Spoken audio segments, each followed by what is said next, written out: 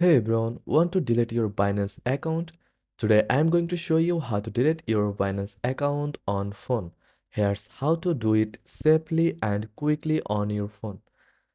Let's get started. First of all, open your Binance app and log into your account. Now tap your profile icon in the top left corner, then select security. Scroll down and tap manage account. Here you will see options to either disable or delete your account.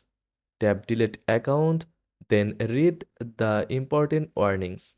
This action is permanent, so make sure to withdraw your funds first. Follow the on-screen instructions, enter your verification codes, and tap confirm to delete your account.